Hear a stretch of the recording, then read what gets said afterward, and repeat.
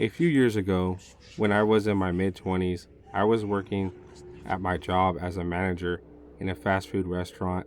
It was a slow afternoon. We only had one order. I went over, handed him his tray. The man stuck out his hand and said, "How much does a polar bear weigh?" Um, I had heard this line before and intensely groaned. Enough to break ice. "Hi, I'm Josh. You must be Storm of Terra," he said, looking at my name tag. "Yes. Hi, Josh. I have to get back to work now."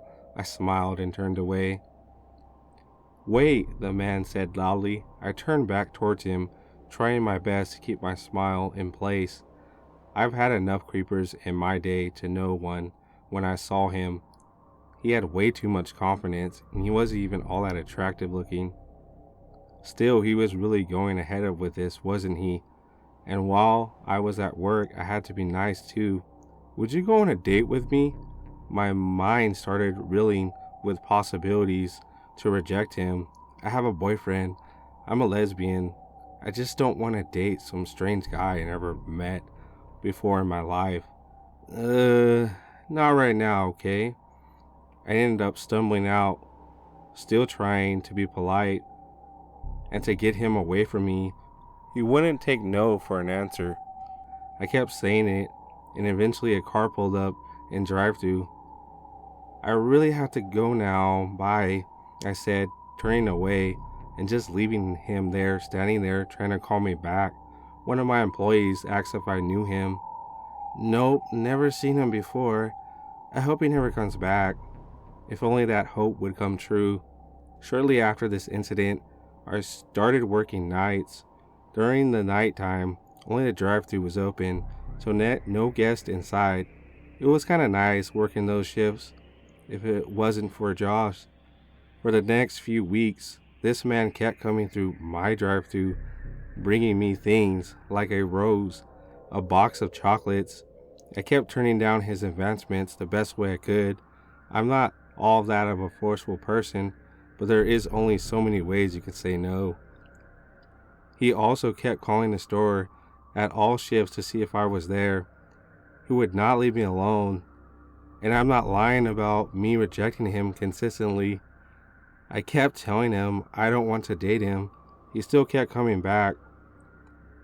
I can't tell you how much he creeped me out either. One night when I was driving home from work, I swore I saw his car behind me. I freaked out. I drove all over town until I lost the car. I wasn't sure if it was him, but I didn't want him finding out where I lived. I can only imagine him standing at my window, which is at ground level, watching me sleep, or more pervert, creepy things. I had to put it into this. Josh came through my drive-thru again. I finally had enough. "Josh, I will never ever date you. Never. Please leave me alone. Do not mistake this for me being cope or anything. I do not like you. Leave me alone." The hurt on his face was apparent. "Really?" he said. I threw my hands up in the air and walked away. It was getting to the point where I had to call the cops on him, although it was doubtful they would do anything since he wasn't violent or anything against me. Josh pulled away. Sometime later that night, I heard him pull up to the drive-thru speaker again. "Stormatofa, I need to tell you something."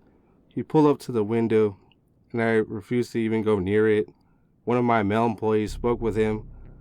The male employee was given a letter, and Josh pulled away. I opened the letter, and it was a card.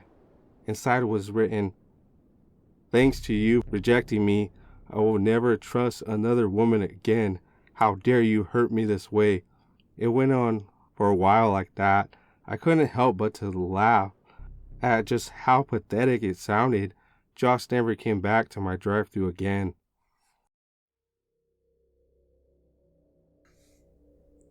This personally happened to Clown Smirk, myself. I used to work at Carl's Jr. in the Valley of California. I worked there for 4 to 5 years by this time, so I know the ins and outs of the restaurant. And the regular customers I knew by seeing their faces daily. One customer used to come Monday through Friday. He was kind of fat and usually dressed in business clothes. So I always thought to myself, he must work nearby. Usually he came in during lunch hours and always ordered a plain hamburger with mustard and ketchup only, and a chocolate chip cookie, and his personality to converse about sports and just basic info with me or my other employees while I took his order. One day I did notice, one time I forgot to register his hamburger plain with his usual request. I really felt bad whenever I rang up an order wrong. So the next day I really looked forward to talking to him to let him know I was sorry. A few days passed and I noticed we did replace his hamburger. So I told him I was very sorry and just communicated over like events and sports, just basic info. Then he was off the door to work. The next day he asked me about my job and just basic info. And I did notice him asking for my phone number at times while chatting. Because lines on the register were usually busy, I usually did not have a pen. I would suggest another day, or he would say, "I'll catch you later," since he was on his lunch break from work. To me, I thought the guy was just being friendly. So one day, it was kind of slow. I wrote my phone number on a paper. I did use a second cell phone at this time, so I handed him that number, not my personal number, and gave it to him, which I regret. He simply thanked me and was off. Then, not even a week ago, I was playing video games and I did get a call. Since it was a phone I barely use, I knew it was Mike, which was the guy's name, so I answered. He wanted to tell me about personal life, and I think he did mention he missed his mom, and to save his phone number. I never did save it, just sending him a text saying I did. He would text me back daily for a while, here and then. One day at work, my general manager calls me in the office in the back, telling me that Mike would come in on my days off, violently stare at her while he waited for his order, saying, "You better not let Devin go. You better not let him go."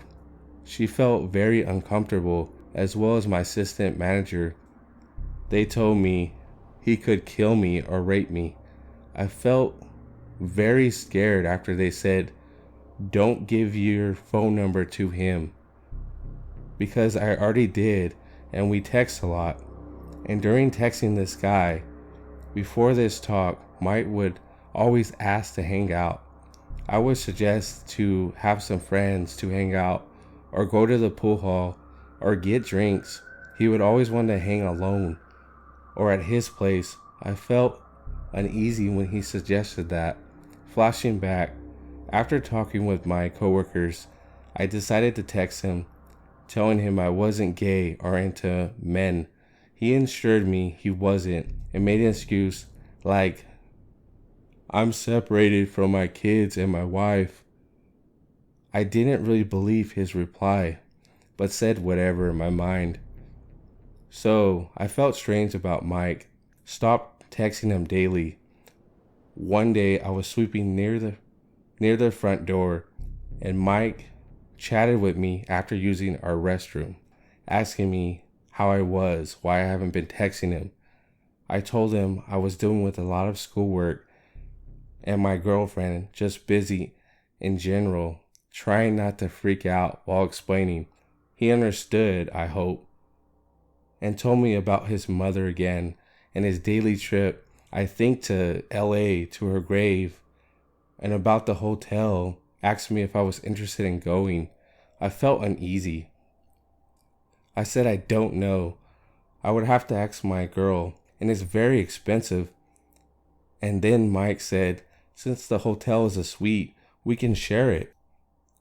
I felt he was very well off by this. I said I don't know. He assured me to think about it and went off to work. After my shift, I told my girlfriend. She suggested to stop texting him, period, and my coworkers too. So I went home, thought about it, and the weird remarks. After thinking, I decided just to delete his text messages. So basically, I couldn't text him or have a way since I never saved his number. I felt better and just felt like I'll talk to him if I see him at work. Weeks and weeks go by. Mike would talk to me less. I was excited since he was a stalker. Then the next week, Mike comes in staring at me with a mad look and saying, "Is there something wrong with your fingers? I don't see you typing." I just breathed, saying nothing. He grabbed his order and left angrily. I told my manager about the guy Mike in the office and telling her he isn't welcome back and to tell me if he ever does come back. The scary part is what if I hung out with this guy alone or even went on that trip? When I think about it, the guy could have killed himself. He was a loner. I told my dad about the story. He said he probably would have killed me, and Mike could have killed himself. It still haunts me today. If he's watching me, or if I'll see him again.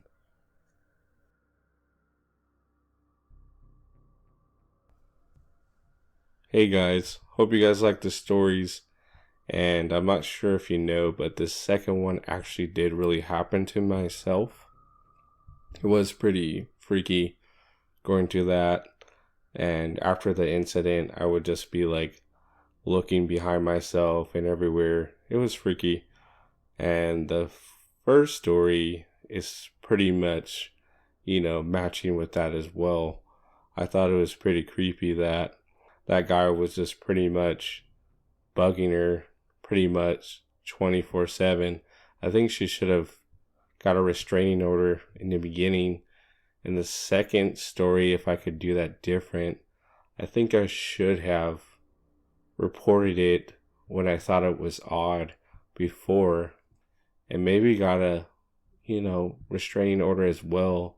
I think that was probably the best situation to do to get, past all that. Well, anyways, I just hope you guys like the stories, and I am really dedicated to put out this good content. And that's pretty much it.